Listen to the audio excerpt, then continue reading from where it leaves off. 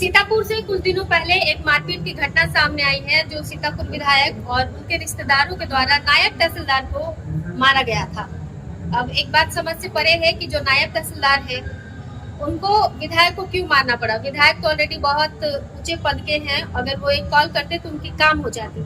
लेकिन ऐसी क्या ही मुसीबत आई होगी कि विधायक हाथ छोड़ने पे और उनके परिवार वाले हाथ छोड़ने पे मजबूर हो गए।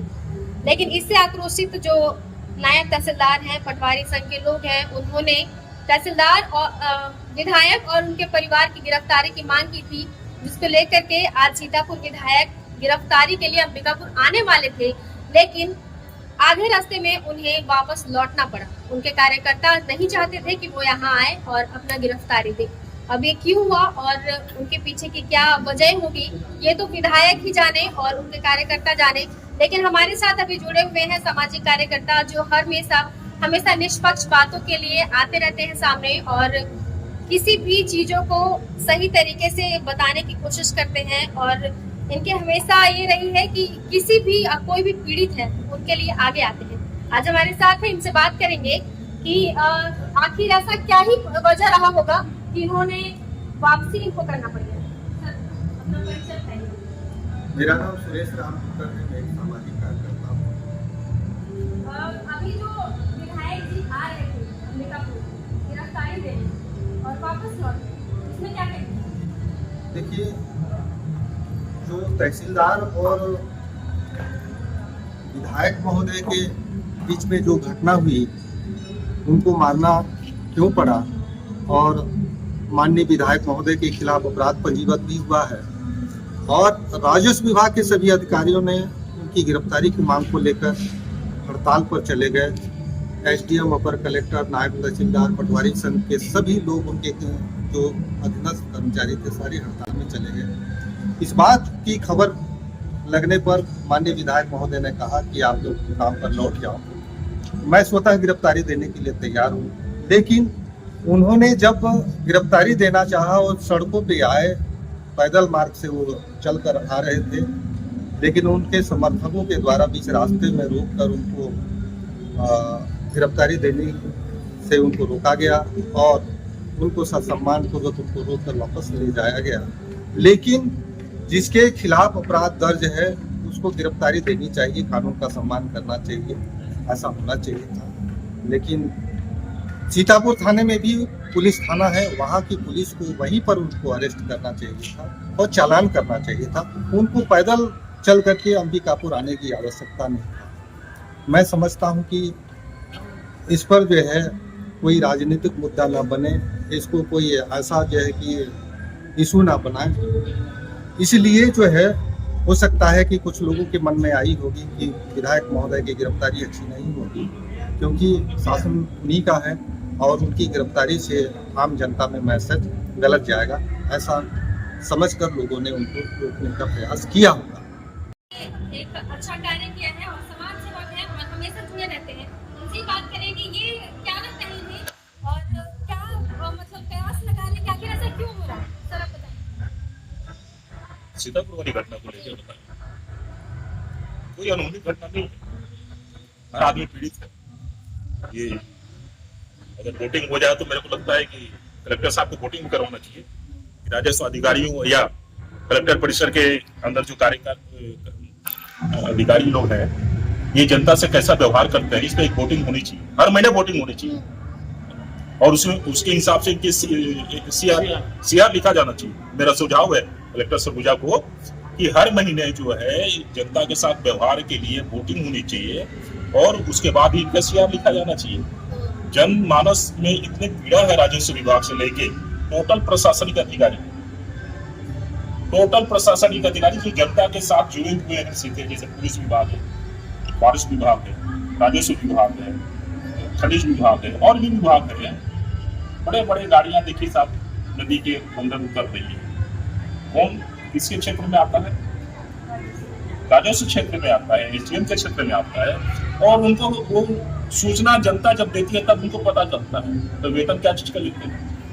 ये घटना जो घटी है ये आक्रोश है। विधायक ने कोई मारपीट नहीं किया है, समझ रहे ना? ये समय काल परिस्थिति के अनुसार घटनाएं घट गई है इसको दुर्घटना कहेंगे। सोच समझ के मारने के लिए विधायक महोदय गए नहीं है वहां पर, न प्लानिंग करके गया, इसमें कोई अपराध बनता ही नहीं है। एक गुरुजी जैसे छात्र को सिखाने के लिए एक थप्पड़ जड़ता है, वैसे ही विधायक महोदय शासन में है, जनता की आवाज को सुनते सुनते सुनते, और उसका चेहरा देखिए वो नायब तहसीलदार का, पानीपुरी है ना, उससे हम गुंडा टाइप का दिखता। उस प्रशासनिक अधिकारी को मालूम होना चाहिए कि वो लोक सेवक, नौकर सेवक, नौकरशाह। कलेक्टर सरगुजा को एक और सुझाव, दूसरा सुझाव है कि हर लोक सेवक के नेम प्लेट पे, घर हो चाहे ऑफिस हो, लिखना चाहिए कि लोक सेवक, ताकि उनका जो घमंड है ना, उस प्लेट पे लोक सेवक पढ़ के जो है ना थोड़ा सा नॉर्मल है। साथ में आसमान पे इनका घमंड है साहब, आम आदमी के साथ कैसा व्यवहार करते हैं। अभी अभी घटना घटी, मेरे पास आए मृत्यु प्रमाण पत्र के लिए, हॉस्पिटल में एक महिला की मृत्यु होती है, हॉस्पिटल से सर्टिफिकेट मिलता है मृत्यु प्रमाण पत्र, उस मृत्यु प्रमाण पत्र को पाने के लिए नगर पालिका सामने जाता है, नगर पालिका वाले उनको तहसीलदार क्या दौड़ाते हैं, और तहसीलदार उसको दौड़ाता है कि आप इस्तेहार निकलवाइए, जबकि ऑलरेडी काफी है। हॉस्पिटल के अंदर इलाज करते समय अगर मृत्यु होती है और हॉस्पिटल से मृत्यु सर्टिफिकेट प्राप्त है तो पर्याप्त साक्ष्य है, नहीं अब पटवारी जांच करेगा। तो ये सब नौटंकी खत्म करवाइए माननीय कलेक्टर महोदय। और कोई एक मारपीट नहीं हुई है, ये घटना है, दुर्घटना है, और शिष्य और छात्र के, शिष्य और गुरुजी के हिसाब से है। शासन और प्रशासन के बीच में छोटी मोटी बातें होती रहती है, इसको बहुत तुल देने की आवश्यकता नहीं है। और बंद करें हड़ताल, हमारा वेतन लेके, है ना, अपना वेतन कटवा ले, 10 दिन हड़ताल पर है, 20 दिन हड़ताल पर है, क्यों भाई साहब? धन्यवाद। अभी बताया कि जैसे जो घटनाएं हुई हैं वो कोई सोची समझी साजिश नहीं थी, वो स्थिति और परिस्थिति के अनुसार वो घटनाएं घट गई। अब इस पे क्या राय है और भी यहाँ पे इनसे बात करेंगे। सर, आपको बताएंगे कि जो अभी घटनाएं चल रही हैं वो उस पे आपका क्या राय है? जो सीतापुर विधायक और नायब तहसीलदार तुषार मानिक के साथ घटना हुई है, मुझे लगता है कि राजस्व के कर्मचारियों को अपने जो लोक सेवक हैं उस दायरे में रहना चाहिए, और मनीष तुषार मानिक के व्यवहार से क्षुब्ध होकर के विधायक की जो चचेरी बहन थी बार बार उसको परेशान कर रहे थे, और उनके साथ जो भी व्यवहार हुआ कोई सोची समझी राजनीति नहीं थी, कोई प्लान नहीं था। ये मानवीय गुण है, कभी क्रोध आक्रोश में आ जाता है, लेकिन हम लोगों का जो सोचना है कि प्रशासन राजस्व के जो अधिकारी हैं, नायब तहसीलदार हैं, पटवारी हैं, सरगुजा में वो लोग जुड़े हुए हैं, और उन लोगों को अपने लोक सेवक के रूप में संज्ञान में लाने के लिए, यदि विधायक ने ऐसी घटना अकस्मात हो गई है तो कोई नई बात नहीं है, सदियों से होता रहा है। तो विधायक चूंकि जन सेवक हैं, लोगों की भावना है, आप लोक सेवक हैं, तो जन भावना के खिलाफ शासकीय कर्मचारी अधिकारी जो हड़ताल की बात कर रहे हैं ये बिल्कुल सर्वथा उचित नहीं है। हमारे साथ है दादा, इनसे बात करते हैं कि आप किस तरह से इसको देखते हैं। देखिए मनीषा जी, मैं कर्मचारी ही रहा हूँ, कर्मचारी का लीडर भी। बात यह है कि जो राजस्व विभाग इतने ज्यादा भ्रष्टाचार में डूबा हुआ है कि जो व्यक्ति उसके चंगुल में फंस गया वो बहुत प्रताड़ित होता है, मानसिक रूप से, शारीरिक रूप से और आर्थिक रूप से भी इतना परेशान हो जाता है कि वो कहीं भी अपना आपा खो सकता है। मैं आपको बताऊं कि एक छोटे से काम के लिए आप जाइए तो आज बाबू नहीं है, तो आज साहब नहीं है, तो आज चपरासी नहीं है, तो आज छुट्टी हो गया तो वो छुट्टी में गए, मतलब इस तरह करते करते कई साल गुजर जाते हैं। आज एक प्रकरण में हम लोग गए थे भटगांव में। अब वहाँ प्रकरण ये था कि एक व्यक्ति का जो वहाँ लगभग 60-65 साल से रह रहा है, अब वो आरआई ने नाप दिया कि उसका जमीन जो है यहाँ से 100 मीटर दूर चला गया। अब बताइए, जमीन भी कहीं चलता है क्या?